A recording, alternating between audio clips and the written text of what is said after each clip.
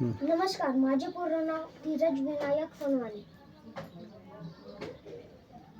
मी एक पात्री नाट्य करून दाखवणार आहे. आईला, तुम्ही सगळेजण मला बघायला आले, पण काय फायदा? सगळेजण मला येडं म्हणतात, पण मी नाही येडं, नाही ना. बघा ना, तुम्हाला 2 हात, मला पण 2 हात. तुम्हाला 2 पाय, मला पण 2 पाय.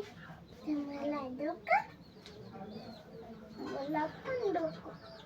पण तुम्हाला आई असेल ना, मला नाही आई. पण माझी आई म्हणायची की मी एकदा लय मोठा माणूस होणार. मग माझं पण स्वप्नच होतं, मी मोठा माणूस झालो ना तर तुझ्यासाठी साडी घेणार. आणि मग मी कामाला गेलो. काकाने मला भांडी घासायला सांगितली.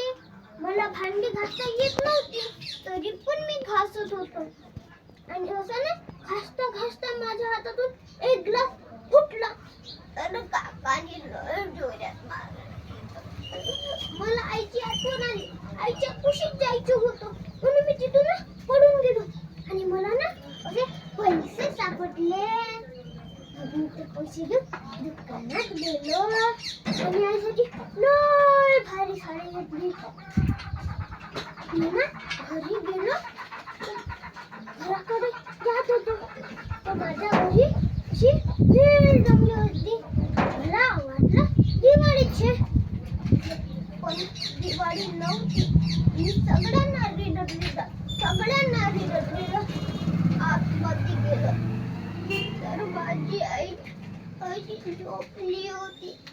मी आईला हलविलं, आई उठ ना, आई उठ ना. आई बघ ना, मी तुझ्यासाठी साडी आणली. आई एकदा डोळे उघडला, तरी पण आई डोळे उघडत नव्हते. ते काका म्हणाले, तुझी आई वरती गेली देवाघरी. आई तू बघती ना गं, बघ ना, मी किती दिवस झाले आंघोळ पण नाही केली. आई तू बघती ना गं, आई तू बघती ना, एकदा